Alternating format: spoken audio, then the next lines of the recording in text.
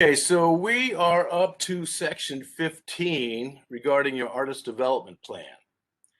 We've gone through all of it so far this semester, starting with content creation, moving on to number 2, which is content protection.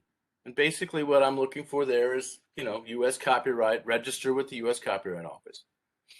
Number 3 on lessons and coaching, number 4 on management, number 5 on attitude and ego, passion and grit. Number 6 on business setup. Number 7 on your image and branding. Number 8 on legal contracts and agreements. Number 9 on finance and funding. Number 10 on trademarks. Number 11 on publishing setup. Number 12 on your performing rights organization. Number 13 on gear, instruments, and equipment. And number 14 on team and collaborators. So today we're going to be talking about section 15, the very end of artist development, and that is preparing for product development. Now, product development has to do with a couple other segments within it, and you'll start to see that as like for gigging. But as far as your artist development plan, that's where we are today. That's what we'll be discussing, or this week, should I say. And this is preparing for product development. So preparing for product means preparing to license. That means taking your songs and being able to license them for use to others. And if you're in a band, okay, you're licensing it to your band. If you're trying to get it into a TV show or an ad or a movie, that's licensing. Also, part of your preparing for product development is preparing to perform, getting gigs. Part 3 would be preparing to record. And part 4 is preparing for merchandising. So those are the 4 mini parts that go into your artist development plans, section 15. And as I've mentioned to you before, plan your work and work your plan. So you need preparation. That's why we've been going through this artist development stuff in the first place. The last thing you need to do when an opportunity comes knocking at your door is to say, hold on a minute, let me go fix something. I'll be right back. And when I get back, we can continue with this opportunity. Good luck with that. Monkey's dead, show's over. So the opportunity arises, you have to be prepared. Success needs preparation. Success needs preparation. So when the door of opportunity opens, you're prepared to run through it. So you better have your shoes on and your laces tied, or you're going to fall flat on your face once you get through the door.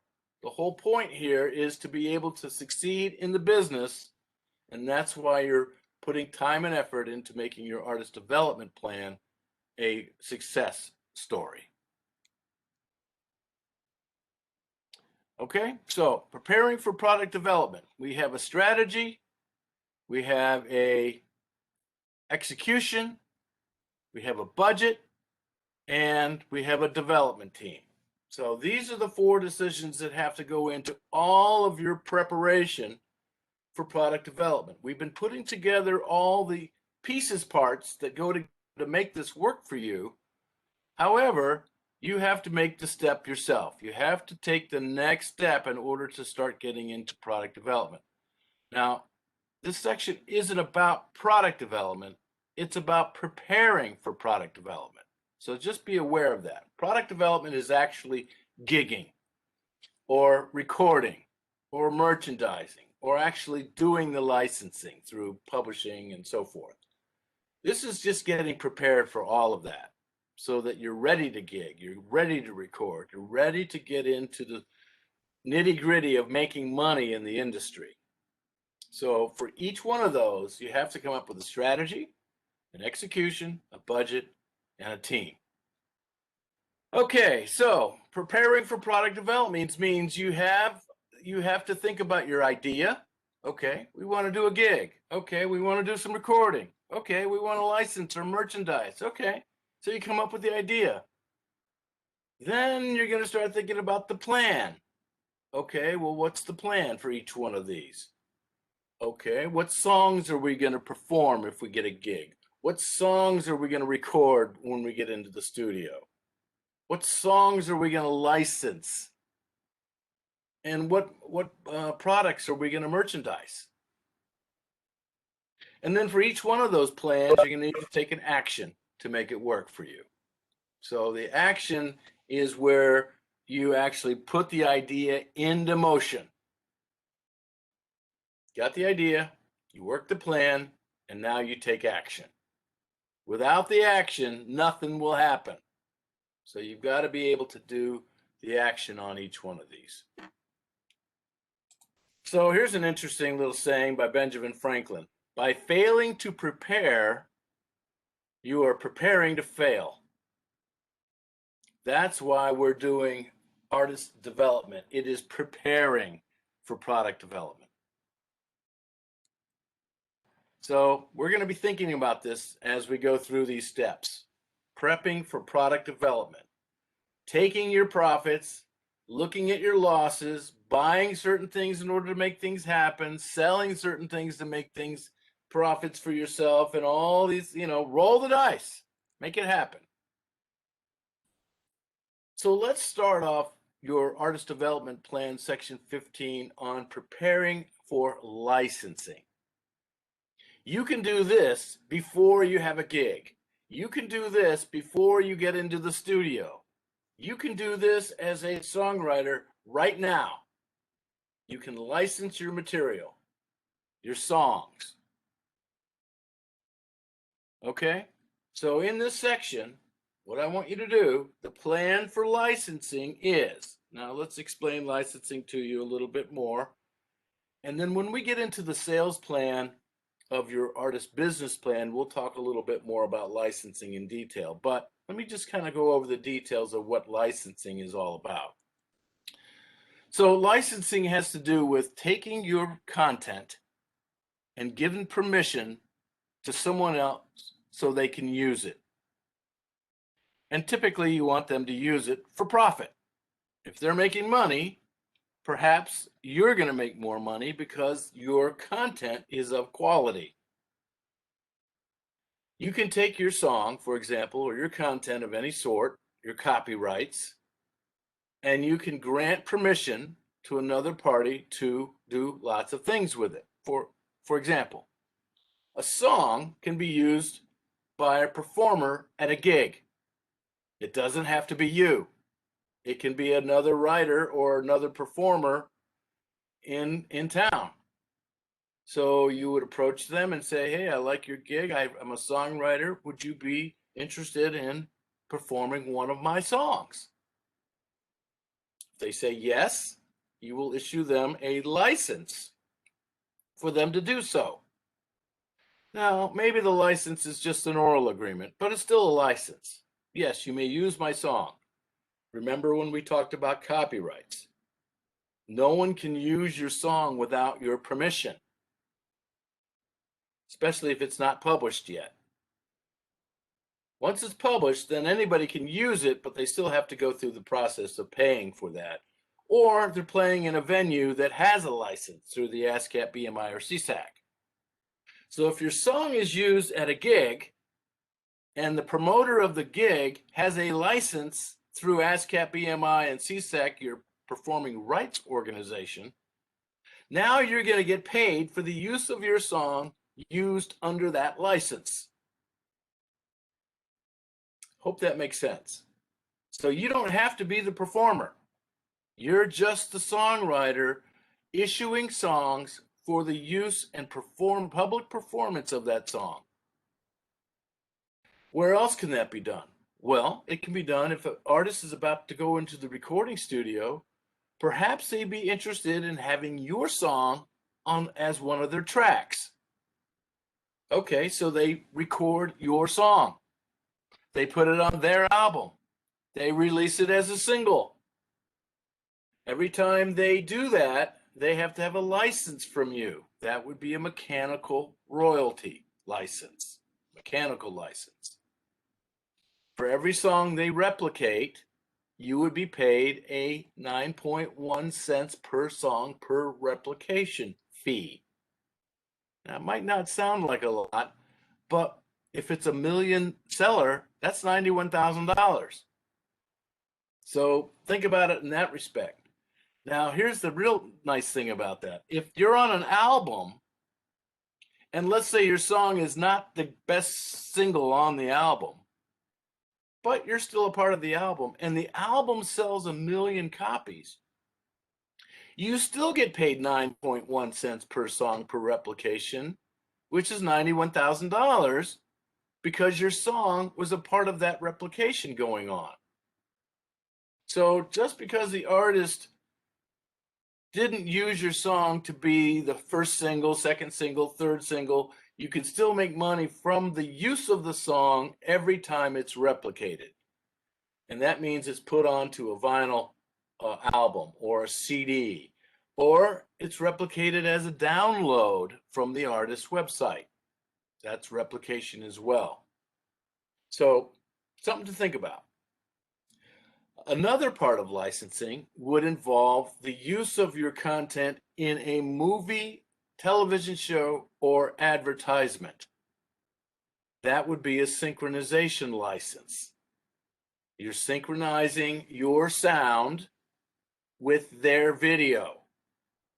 Now, this is not done through your PRO. This is done through your publishing company talking to their production company. So you can put on your publishing hat if you're the sole publisher, you're running your own publishing company, and you can issue them a synchronization license. There is no flat fee for this. It's negotiated 1-to-1. It may negotiate for hundreds of thousands of dollars. It may negotiate for $1. It all depends on what you negotiate. But sometimes, you get into independent films and they have no budget and they say, we'd like to use your song in our film, but we can't afford to pay you. Can we negotiate something? You'd say, yeah, how about $1? Hope you can get more than that, but I've seen it. Now, what you hope is that the movie production ends up becoming a hit and people start to hear your song. And you're getting it out there because you've licensed that song through a synchronization deal. Okay, so another type of licensing would be maybe a grand rights license. This would mean that your song is used in a play or a Broadway show. And if that's the case, you would be getting a grand rights license for that use. So there's various licenses that you can issue because you own and control that copyright. Are there questions on licensing?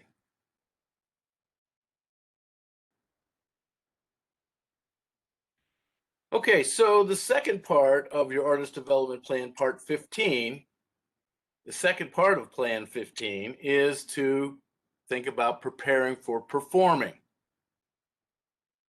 Okay, this means that you need a set list. You need to know what songs you're going to be able to perform. And certainly you want to rehearse those songs so well that it makes you look like you're having fun on stage. You don't want to get on stage and look like you're struggling. The audience will feel that, the audience will sense that, and they won't enjoy themselves. You've got to get on stage and look like it's no big deal. You're up there performing and having fun doing it. If you're having fun on stage, the audience will have fun watching you. So what you need to do is just to rehearse so well that you can perform without really thinking about it. You're up and you are having a good time on stage, and the audience will react. So what songs are you going to perform? Okay, well, maybe you're doing some cover songs. All right, that's fine. Maybe you're doing all originals. Okay, that's fine too. Maybe you're doing a combination of them both. All right, well, that works. But it's your choice. What songs are you going to perform? Now, what you need to do is to think about how long you can perform before you run out of songs. If you've got 15 minutes worth of material, that's fine, but just make sure that you're not selling it as a half an hour's worth of material or 1 hour, or certainly not an all-night gig. So things to think about. How long of a gig is it going to be, and can you perform material in that amount of time? Some artists have an unbelievable amount of catalog. Newer artists don't. And then the artists that know how to improvise and jam onto their songs can lengthen the song out a little bit longer. They can jam on the song for 10 minutes or so and draw out a little bit longer length in their performance. But these are things that have to be considered when you're preparing for performing. What songs are you willing to do? Now, I've seen artists do this. They might maybe get a gig for a couple hours, but then they can't perform the entire time. So let's just say it's a 2-hour gig. All right, that's fine. Maybe the artist has, let's just say, a half an hour's worth of material, and they have a 2-hour gig. What that artist might want to do is to call up some other artists and share the stage. So the artist can then do their half an hour. They can have their co-artist on stage and maybe do another half an hour. Then maybe the two of them can play together for the third hour. Or bring on another artist. So all three artists do half an hour each, and then they perform together for the last half an hour to complete the 2-hour job. But whatever the length of time is on that performance, you need to make sure that your catalog can sustain that. So whether it's cover songs or original songs. Now, from my perspective, I would much rather see the artist do original songs. And the reason why is because you get paid more. How do you get paid more? Well, you get paid that active income for going to the stage and performing songs. Okay, you get paid for the gig. Let's just say you make $100. Okay, great, made $100. However, the songs that were used under their PRO at that venue, you can let your PRO know that those songs were used under that license on that date, and your PRO will pay the songwriter, meaning you, not the performer, meaning you, but the songwriter, meaning you, for the use of those songs under that license. So you get paid as a performer and you get paid as a songwriter. 2 paychecks. 2 different organizations are paying you. One of them is the talent buyer and the promoter, which might be a venue like a nightclub or a coffee shop. The second might be your PRO. So that means in addition to receiving an active income for the performance, you also get paid a passive income for the use of your songs at that venue. Thirdly, record the gig. Now, it doesn't mean it's going to be a good quality recording. Hopefully it will be. And if you plan accordingly, yes, it very well could be, especially if you're well rehearsed. Now, you take that recording and you do some tweaking with it, boosting certain parts of it. Maybe it's multi-tracked, or maybe you want to lay down some other vocals later on top of it. These are things that you can do with a recording, and now you can release it as product. We're going to talk about recording in just a moment, but part of recording can be done with performing.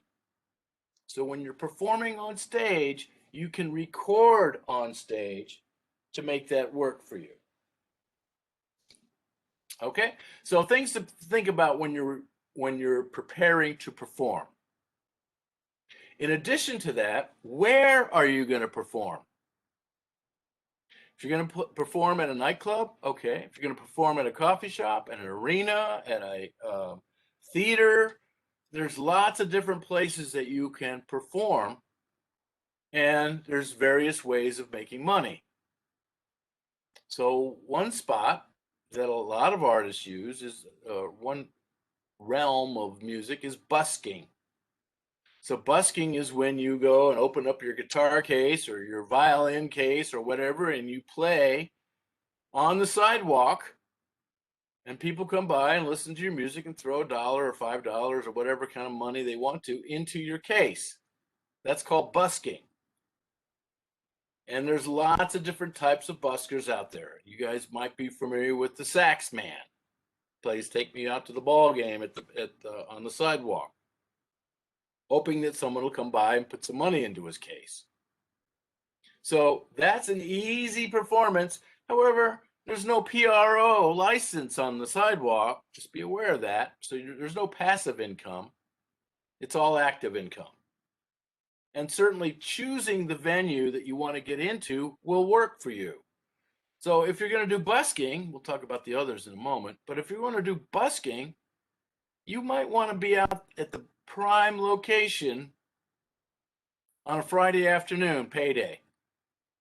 People are a lot more willing to give out money because, first of all, they're off work, they got the weekend ahead of them, they're in a good mood, and they just got paid.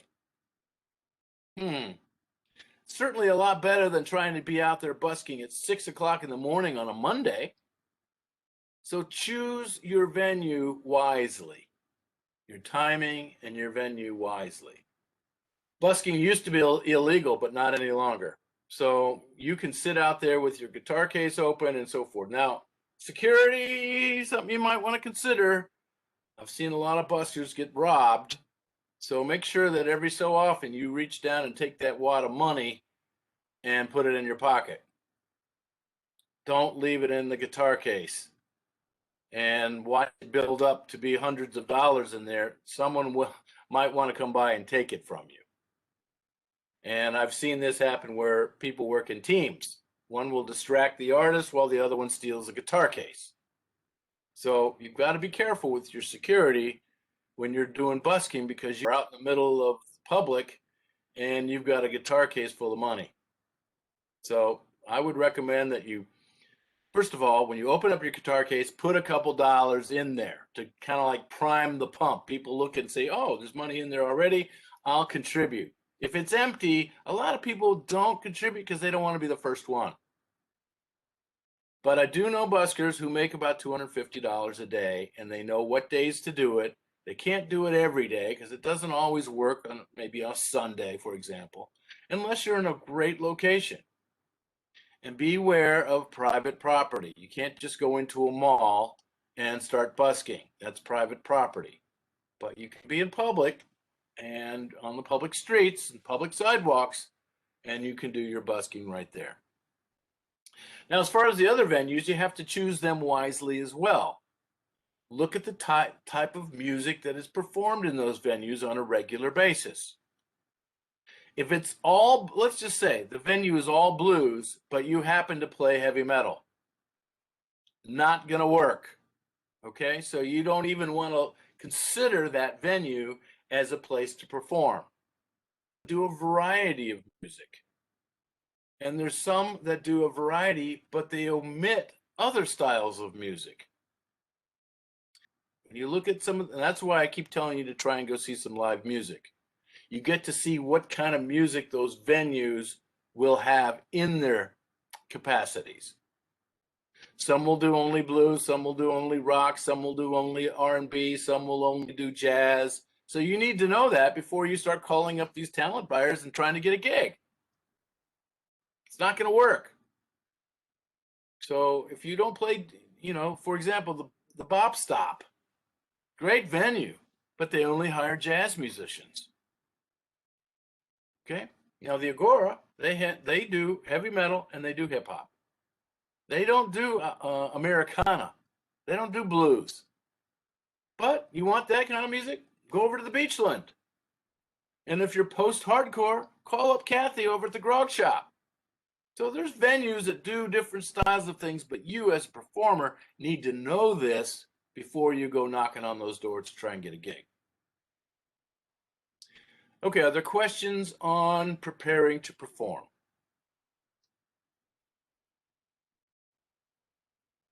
In this part of your artist development plan, I'd like you to say the plan for performing is, and then write out your plan. You can write out your style of music. You can write out the venues that you're trying to approach.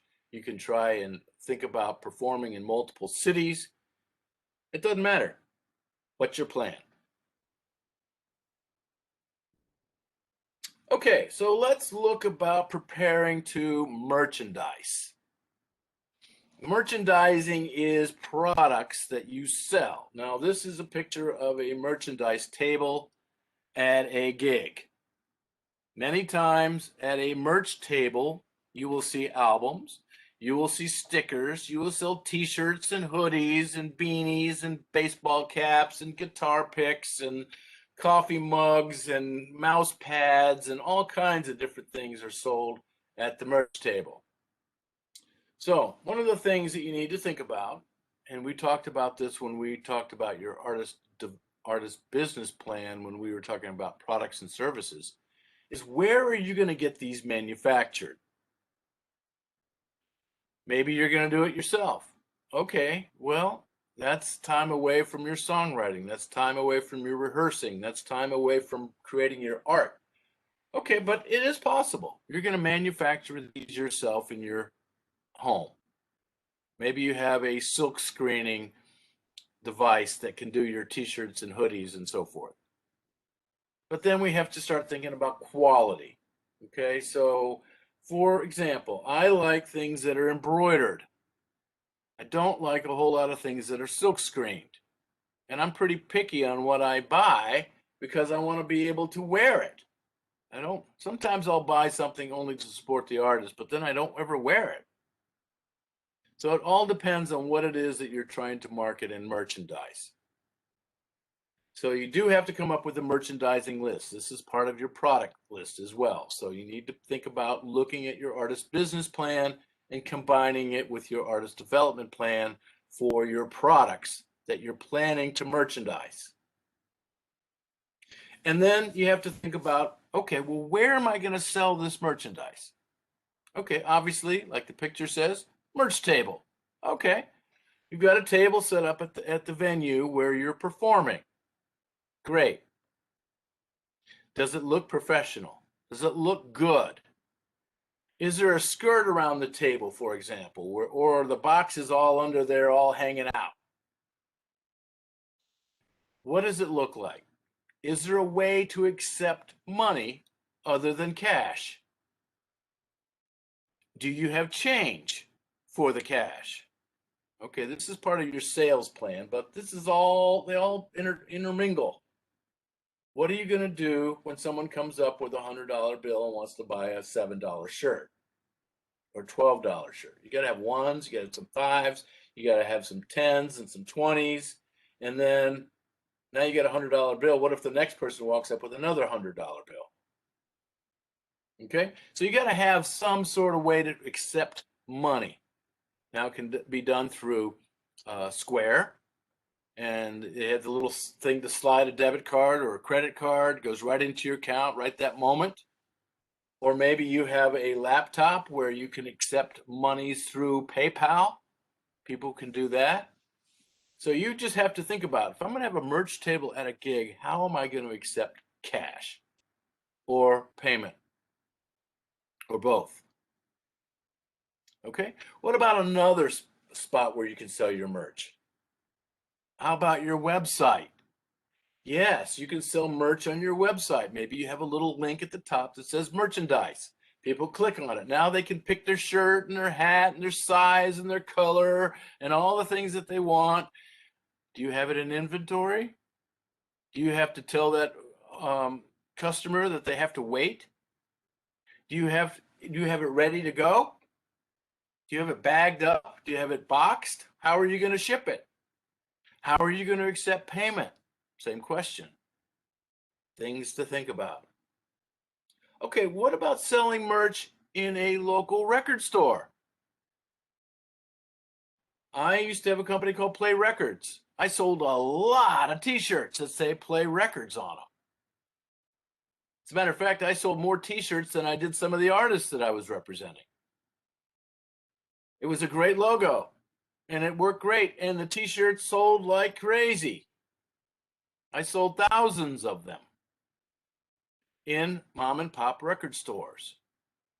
So when you want to sell your merchandise, you have to think about how you're going to do this. Are you going to sell it on consignment, or are you going to sell it where the store actually buys it outright from you? You need to ask, what's it going to be? And then how are you going to accept those payments? Are you going to take checks? Think about that. There's good and bad about checks. Maybe the check's no good. If it's from a fan customer and they're going to write you a check, are you going to check ID to make sure it's their name on the check? These are just things to think about with merchandising. The plan for merchandising is, and then write your plan. Okay, well, let's move on. The last part of preparing for product development, recording. Preparing to record. Okay, this is a little bit more lengthy. Preparing to record. The last part of putting together an artist development plan is preparing for product development. One of the primary areas of product development is that of recording. We just talked about performing, we talked about merchandising, we talked about licensing, but this section is about preparing to record. And just remember, artists should not attempt to complete any product development issues prior to completing all of their artist development plan. When an artist reviews the artist development plan, it becomes apparent that all the detail of preparing to record or perform has been identified. For example, look at the catalog of songs that the artist has. These are the only possible songs for an artist to perform or record. Look at your catalog. I gave you guys a song spreadsheet catalog. That's where you can look to see what you're going to be using. Look at the catalog. It's called Song Catalog XLS file. I believe it was in Module 2. If an artist adds another song to the catalog, that part of the artist development plan should be updated. Preparation is the most crucial step in making a recording, and it all goes on before the artist sets foot into a recording studio. Pre-promotion, pre-promotion, pre-promotion. We'll talk more about that. After the artist has decided to make a recording, they need to sit down and outline the project. Once again, plan the work and then work the plan. List the overall objective for the recording, such as making a compact disc to distribute to radio or to sell at gigs, or recording a demo to showcase songs for a publishing deal. It's best to have a clear vision for what you are going to do with the recording before starting to record. Producing a recording is like taking an audio snapshot of an artist's sound at a given moment in time. It's really a time capsule. When you go back and listen to a recording that you did a year previously, you will see that it was capturing a moment in time of the artist. Or just pick out your favorite artist and go back to their early recordings. You'll see a big difference between then and now, hopefully. Since it can be expensive to make a quality recording, it's important for the artist to recognize that very likely they will be using these recordings to represent themselves for a long time. What does that tell you? Quality, quality, quality. The better prepared an artist is before entering the studio, the more fun they'll have making the recording and the better it will sound. The fun attitude will reflect in the musicianship and ultimately the recording itself. When it comes to making a recording, an artist has a lot of big decisions to make that will influence the way the end product sounds. In other words, the more an artist does to prepare before the record light comes on, the more enjoyable the process and the more quality the product will be. Did I mention pre-production? Yes. So if you're going to be in the studio for a week, I would recommend that you pre-production work. You do all of that for many weeks ahead of time. Pre-production is everything that is done before an artist enters the recording studio. This includes song selection, arrangement ideas, rehearsing, scheduling session musicians, and securing a recording studio and an engineer. Pre-production, then production, and then post-production. Of the three, the most time is going to be put into pre-production.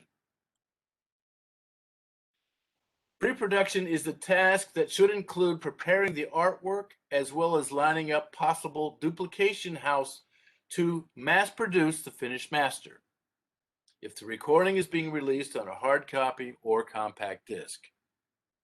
Now, for those of you who are in my independent record class, I don't recommend doing hard copies. I recommend digital copies until the point where the artist is making enough money or the demand is of such magnitude that they have to go to hard copy.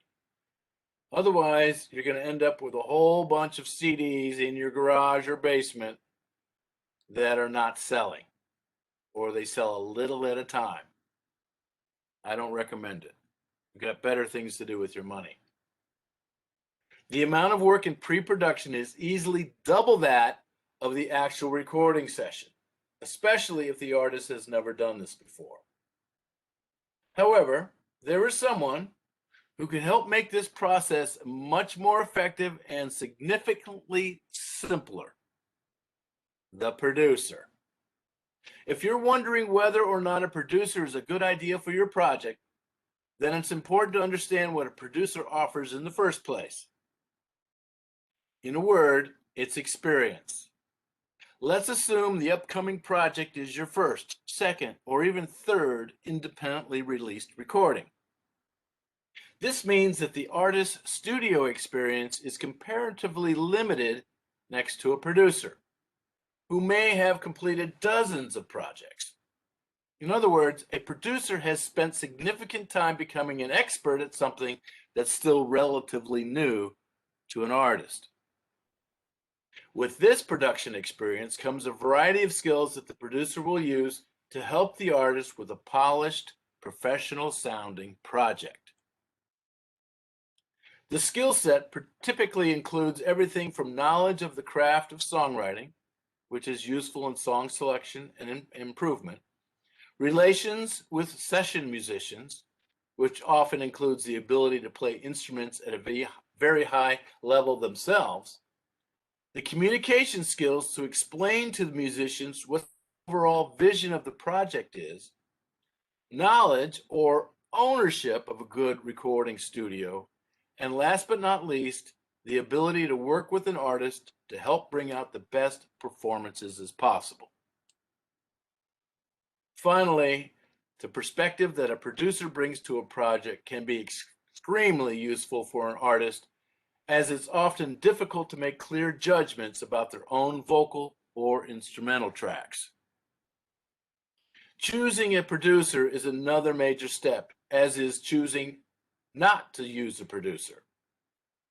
This is best discussed in details with the members of the band, as well as anyone who has recorded an album. Get some feedback first. Producers can be the single most important person in getting the project in on time and on budget. But they can also sink a project as well if they are poorly suited to the material. With the advent of improved recording technology and affordable, high-quality equipment, great recordings can be made almost anywhere. So let's talk about the studio for a moment. Recording is no longer the exclusive domain of the big multi-room complex. That being said, there are a few things an artist should consider before choosing a studio for their project. First and foremost is sound quality. Ask the studio owner or engineer for a demo of something that's been recorded in the studio before. The artist should even be more specific with their inquiries. For example, The artist should ask that the music on the demo be in the style of the project that they are planning to record. In other words, if the artist is planning on recording country music, it doesn't matter if the studio has a great sounding R&B demo. An R&B demo may not necessarily translate into a great sounding country recording. Secondly, make sure that the space is comfortable where the artist will be working. Although working in a big, beautiful studio can be inspiring for some, it can be intimidating for others.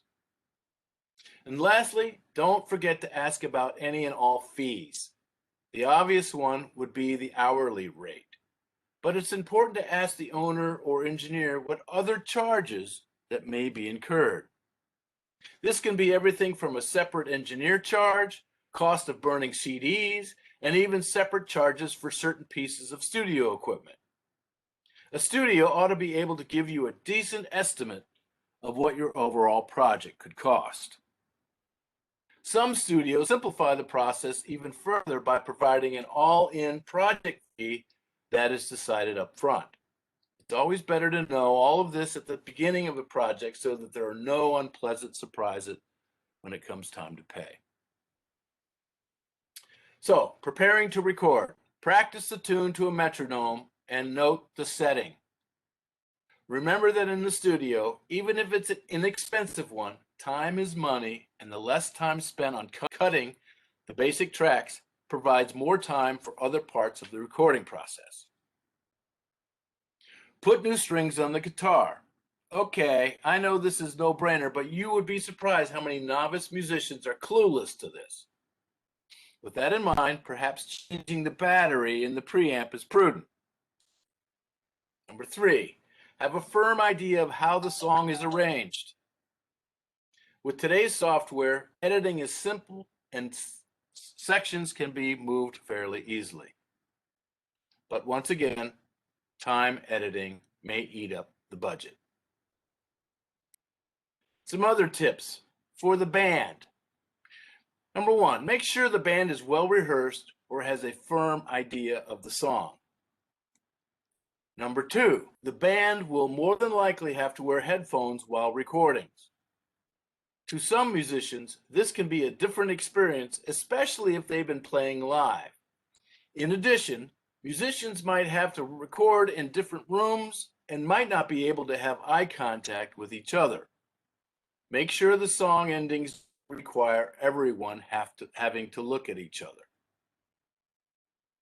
Number 3, make sure all musical equipment, amps, chords, pedals, guitars, strings, drum heads, etc., are in proper working order before the session begins.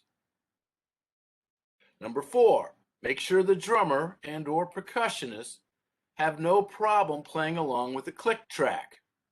Sometimes it's not necessary to use a click track, but in most cases, it's necessary. So let's talk about the funding of a recording. Yes, the budget. Recording takes time, and studio time equals money. Most often, artists get what they pay for, and if real quality is desired, it won't be cheap. A way of thinking about this is to envision a triangle, and at the separate points you have high quality, fast, and cheap. Pick 2, any 2, but only 2. That's a good rule of thumb to go by. Be realistic. So, high quality, fast, and cheap. Pick 2. You want quality and fast? It won't be cheap. You want quality and cheap? It won't be fast. You want fast and cheap? It won't be quality. Factor in material as well. Recording a full album on 2-inch analog tape can get into hundreds or even thousands of dollars quickly. DAT sessions can stay under $150 with backups. There are trade-offs with each medium. Also, in the recording budget, artists need to factor the expenses such as the meals while at the studio, possible rentals needed in the course of a session, repairs, setup, traveling, exotic dancers, and so forth. These things add up and can add up fast if there is no budget. Additionally, artists may want to ask if they can help set up and tear down the session. This can be a great learning experience and will help the artist get familiar with recording equipment and recording techniques. Plus, it might get some free extra recording time. So let's talk about the recording process. In the studio, the first stage is typically recording basic tracks. This is when drums and bass are recorded, usually to a scratch guitar and vocals and a click track. After all the drums and the bass are completed, sometimes in two separate stages, artists typically move on to the other rhythm instruments. It makes the most sense to build from the foundation up, laying down the strong time-keeping elements first, and then progressing onto the melodic instruments. Usually, little filler parts such as percussion and key parts are added last to help fill in any unwanted space. For singer-songwriters, the entire process might be recording the guitar and vocal live or whatever combination of instruments performed. Once basic tracks are recorded, additional parts are overdubbed, meaning they are played to existing tracks. Again, progressing from the strong time-keeping parts to the more melodic parts is always best. Recording the main melody line, often a lead vocal, is best done with the tracks completed as much as possible. This gives the singer the best possible chance of developing the emotion everyone has worked into the track. After all the tracks are recorded, a cursory check should be done on a rough mix to make sure everything is complete and correct. Often, engineers and producers will perform a few final edits, create composite tracks of vocals and leads, and then prep for editing and mixing. Mixing is the stage where all the elements are combined to deliver the final track. Mixing can be very straightforward, almost pushing up the faders and printing, to very complex mixes taking a few days per song. It's really dependent on the nature of the production. Something with more tracks takes longer to weed through. Keep in mind that every time during tracking someone says, "We'll just take out whatever we don't need in the mix," just added at least an hour to the mix time and budget. After all the songs are mixed, typically the mixes get tweaked or little revisions. Perhaps a word is too low here, or maybe the solo should be a little louder there. Also, spend one last day running all the mixes in sequence of the album to a final master, and then listen to the whole print start to finish. Every project should have the material mastered at a competent facility. Oftentimes, this last step is the biggest difference between albums of similar scope and budget. By not skimping on this final crucial step, you can present your material at its very best. Finally, keep distractions to a minimum. Number one, shut off your cell phones. Number two, don't bring any unnecessary people into the studio. Number three, don't bring in drinks or food into the control room or the studio. Number four, keep the band chit-chat down while in the control room. It makes it tough to hear. So in this section of your artist development plan, you're preparing for recording. So what I'd like you to do, the plan for recording is, and then write your plan.